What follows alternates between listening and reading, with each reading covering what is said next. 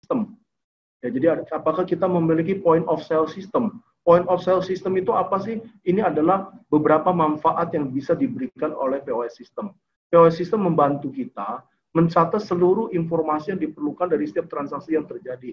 Kapan terjadinya, produk yang dibeli apa, harganya berapa, dan lain sebagainya. Kemudian membantu juga mencatat produk masuk dan keluar yang terjadi di apotik, sehingga bisa memberikan informasi mengenai ketersediaan produk yang ada. Kemudian juga menyediakan laporan finansial yang diperlukan dalam pengambilan keputusan. Itu adalah manfaat dari POS system. Nah, POS system yang ada, apakah sudah sesuai dengan era digital? Disinilah MOSPOS hadir. Jadi aplikasi MOSPOS adalah aplikasi POS system. Ya, POS system sebenarnya kalau bilang di Indonesia sekarang banyak sekali. Ya, ada begitu banyak produk-produk yang ada. Tapi MOSPOS ini dirancang khusus untuk kebutuhan apotik. Jadi dirancang khusus untuk kebutuhan apotik, sangat user friendly dan sangat mudah digunakan. Pencatatan stok dan penjualan berdasarkan batch number. Ya, saya kenapa bilang unik, karena kenapa? Banyak POS system di Indonesia ini, tapi jaranglah Bapak Ibu bisa menemukan, bahkan mungkin baru menemukan di dalam MOSPOS ini, yang mencatat penjualan berdasarkan batch number. Nah, kenapa batch number ini penting? Ini amit-amit ya Bapak Ibu ya. Tapi kan produk yang kita jual bisa kadang-kadang terjadi cacat di level produknya, kemudian dilakukan proses penarikan barang. Betul? Ya kan, terjadi penarikan barang yang dilakukan oleh prinsipal. Biasanya mereka akan komunikasi dengan distributor yang ada.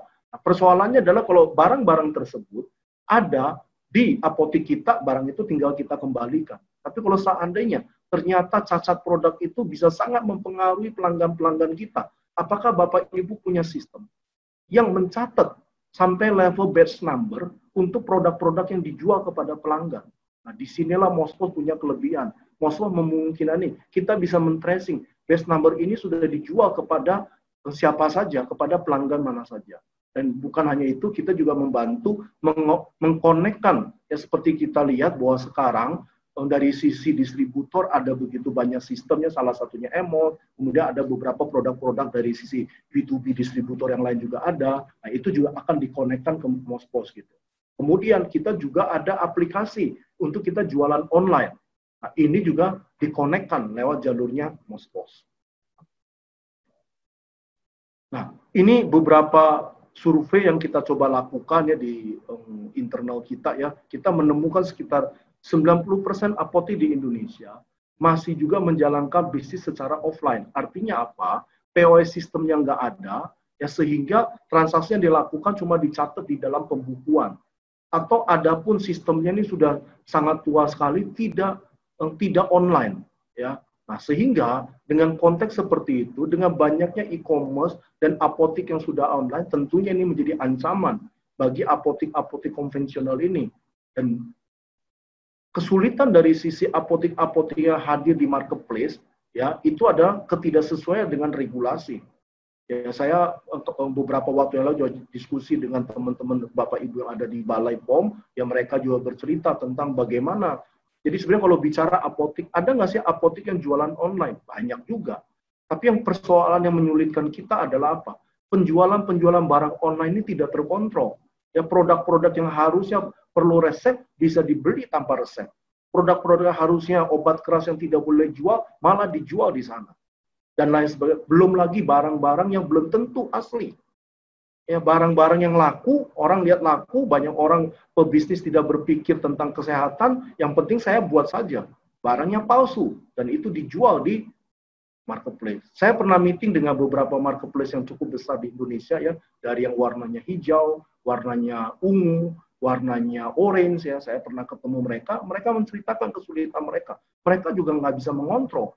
Karena kenapa? Karena di marketplace begitu ditutup, mereka sekarang lebih mengikuti aturan yang ada karena memang dipush dari sisi pengawasan di Balai POM, mereka harus coba taati aturan yang ada. Tapi kesulitan apa? Begitu ditutup, besok orang bisa buka lagi yang baru, dan itu nggak bisa dikontrol. Nah, ini adalah tantangan-tantangan yang ada. Nah, kemudian kedua, kita juga dengan pelayanan yang ada, kita bisa mengembangkan bisnis apotek kita secara online. Ya, kalau dulu kita cuma melayani orang-orang yang datang, dengan kita hadir secara online, outlet kita jadi customer kita jadi bertambah. Ya, customer yang offline juga datang bertransaksi, tapi kita juga punya customer yang sifatnya online. Radiusnya berapa jauh? Radius pelayanan kita bisa sampai 10 sampai 15 kilo dari tempat di mana kita berada. Ya, kemudian di luar itu, apapun yang kita jual, tentunya kita harus mengikuti peraturan yang sudah dikeluarkan pemerintah ya tahun ini ya, peraturan Balai POM nomor 8 tahun 2020 yang mengatur tentang penjualan barang-barang secara online kepada pelanggan-pelanggan. Itu kita mesti mematuhi.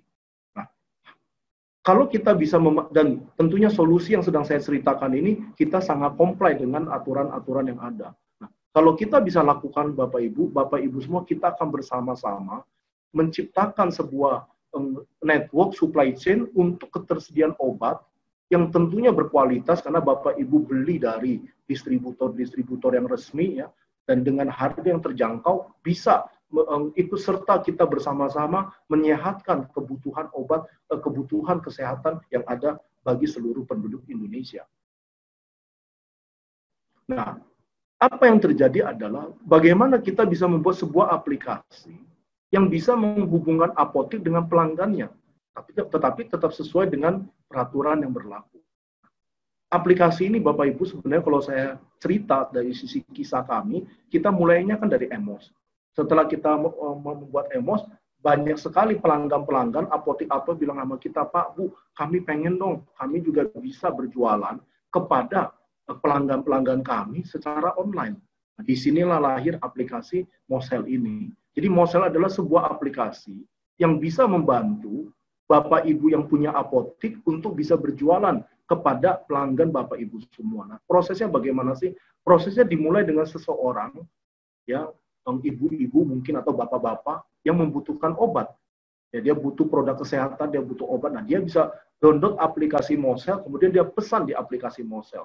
Setelah dia pesan di aplikasi Mosel, dia melakukan pembayaran. Nah, pembayaran ini kita juga kerjasama dengan begitu banyak payment provider ya, dari Dana, dari OVO, ya dari hampir semua lah, dari bank juga banyak ya. Nah, bayar di sana. Setelah dia bayar, permintaan pembelian dia ini akan dikirim ke apotek. Nah, dari apotek setelah di screening, semuanya lengkap ya, oke gitu untuk dilayani, produknya ada, maka apotek akan menyiapkan produknya. Setelah itu, maka akan barang ini ada beberapa kemungkinan setelah selesai disiapkan ya, ada pilihan di mana orang bisa datang sendiri, mungkin dia kerja gitu sorenya baru dia mampir untuk mengambil produknya, itu juga bisa, tapi juga ada alternatif untuk bisa dikirim juga. Banyak apotek Bapak Ibu kan menyediakan ya motor-motor pengiriman ya, punya bagian pengiriman delivery, mengirim obat itu ke rumah pelanggan, itu juga bisa. Atau kalau nggak ada itu, kita juga kerjasama dengan Gojek ya, jadi produk itu juga bisa dijemput oleh abang Gojek, kemudian diantar ke rumah pelanggan-pelanggan Bapak Ibu semua. Nah, sekarang pertanyaannya adalah, kenapa mesti Mosel? Ya, hal yang pertama adalah Mosel itu terpercaya ya. Kenapa terpercaya? Karena seluruh apotek yang terdaftar, syaratnya adalah SIA-SIPA-nya harus aktif. Jadi kalau SIA-SIPA dari apotek Bapak Ibu tidak aktif, kemudian mau mendaftar di Mosel, tidak akan bisa. Ya, nah ini gunanya untuk apa? Ini untuk meningkatkan kepercayaan dari sisi pelanggan dan juga sesuai dengan kualifikasi dari apotek yang ada. Kita bahkan menampilkan nomor SIA-SIPA, kapan expirednya di dalam aplikasi, sehingga pelanggan pun sangat yakin, sangat percaya bahwa apotek yang dia beli ini adalah apotek yang memang resmi gitu ya, yang memang aktif gitu. Kemudian kita juga ada feature di mana kita bisa melakukan pencarian apotek.